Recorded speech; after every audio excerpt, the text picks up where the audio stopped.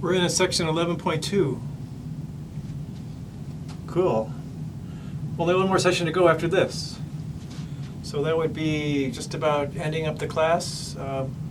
So at the end of the class, we get to look at some hypothesis tests that you can actually use to do research. Up till recently, we've been just looking at kind of hypothetical situations, really not applicable to real experiments. But these last two sections talk about things you might actually use in an experiment if you had to do an experiment and analyze it.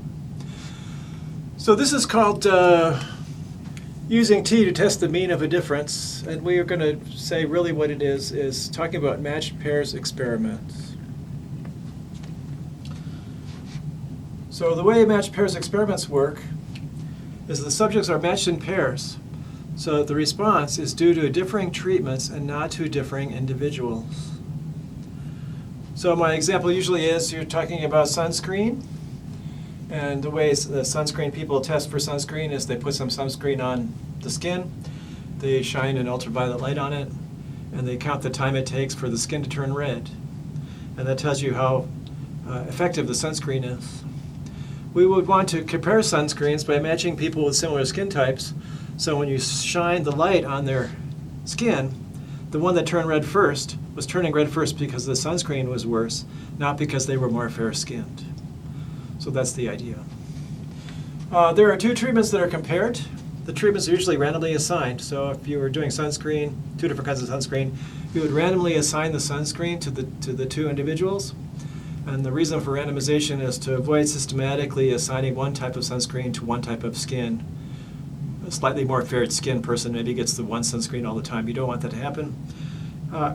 Clearly, you wouldn't try to make that happen, but it can happen by accident. So to avoid that, we randomly assign treatments, so there's no consistent way that treatments were assigned to the two subjects.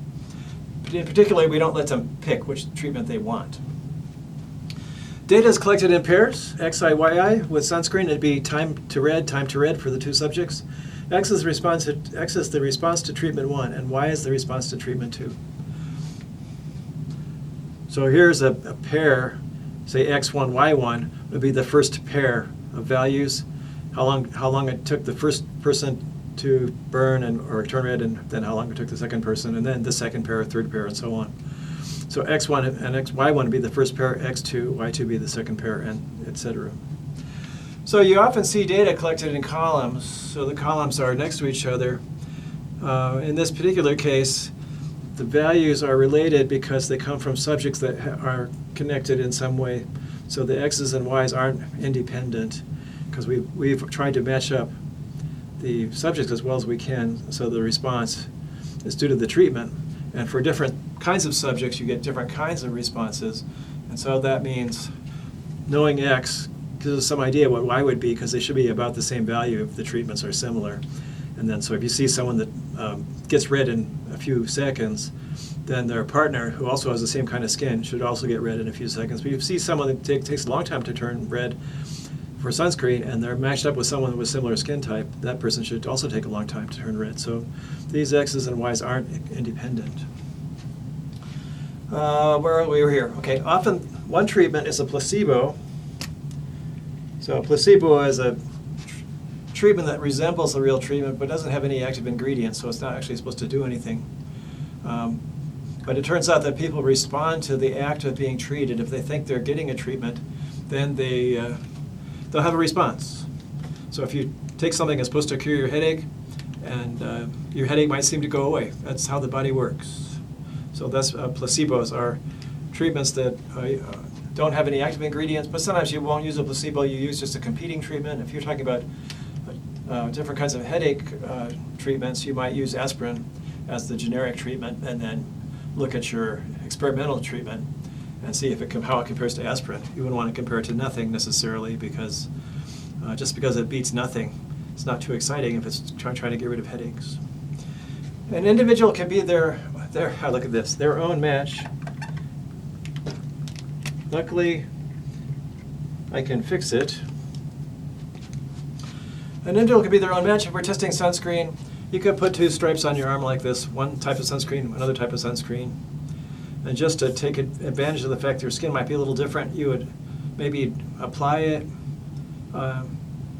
maybe on one arm this direction, on the other arm another direction, just to be completely safe that maybe the skin next to the skin, as you go down your arm, might be more tolerant to sun, who knows.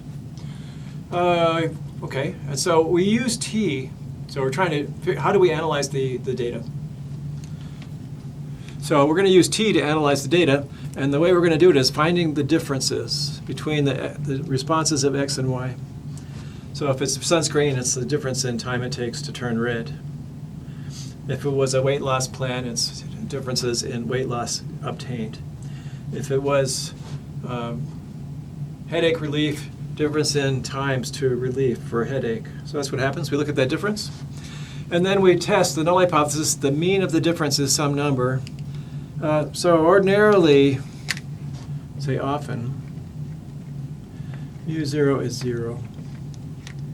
If you're wondering, is the new treatment about the same as the old treatment, or is there a difference? And so if they're about the same treatment, then these differences on average should be 0. And then the alternative is, well, what are you trying to detect? Do you think the difference should be greater than 0, meaning that this first value should tend to be larger than that value based on the way the treatment is supposed to be working, or would I expect this first value to be smaller? Sometimes bigger is better, sometimes smaller is better. So that whether you use greater than or less than depends on whether bigger is smaller or smaller is better, and then what you're trying to detect. So if the X's are the standard treatment and the Y's are the experimental treatment, and it's time to get rid of a headache, you want Y's to be smaller than the X's for there to be a reason to use the new treatment. So that would mean you'd expect the differences on average to be positive. You try to see that differences being greater than 0 as your alternative, and try to reject the null hypothesis that there is no difference to one where there is a difference, and the difference favors your experimental result that you're trying to prove. So the T statistic looks like it always looks. It's a mean minus a population mean that has to do with the null hypothesis divided by the data standard deviation over square root of n. And since we've created a new data set by subtracting the X's and Y's, and we call those D. So here's D bar, that's the average of the D's. So I should write that over here maybe. D bar is the 1 over n times the sum of the DI's, like that. And SD is the sample standard deviation of the DI values. And N is the number of pairs. There's one difference for each pair, so it's the number of DI values, okay? And then before we get started, we need to check that we can use the T statistic. So either we have a large sample, which and bigger than 30, which more or less assures T is going to work, or we have to check the the DIs have a normal distribution. We can make a normal probability plot to see if that shows a linear pattern or not. And then we want to check that the data was collected by simple random sampling. That's harder. And the sampling much smaller than the population. So if we have pairs of individuals, and then we would say it's not really simple random sampling, is it? Well, perhaps it is. So we randomly sample randomly sample people, and then we assemble them in pairs, and that would represent collecting pairs randomly from the population by simple random sampling. I guess that's good enough. And then we might want to make sure that we haven't used up all the individuals. And if you use up all the individuals, then we actually know the answer to our question because we have the population mean in our hand. So ordinarily you don't have that situation. The sample that you're using is a lot smaller than the population of all individuals, and so that's usually not a problem. You might wonder how you collected the individuals, because it's supposed to be representative of the whole population. That's the simple random sampling part. If you put an ad in the paper and you say you're studying a sunscreen, then you might only get people with fair skin because they're the ones that care about sunscreen, and then you'd only be able to draw conclusions about them, and that wouldn't be very good. So it just depends what you're trying to show. So if you're trying to show something works across the whole population, then you have to make sure the whole population has the possibility of being chosen. And so your pairs would have to be chosen in a random way where that can happen. So that's how we get started on matched pairs experiments. And the second half of this project, which is section 11.3, we'll talk about two-sample t-tests. And in the two-sample t-tests, you collect pairs, but the pairs are collected independently. We'll see that happen. But the values are independent, so they're not really pairs anymore. And we'll see that happen in the next section, but we're sticking with this section for now, matched pairs experiments. And off we go.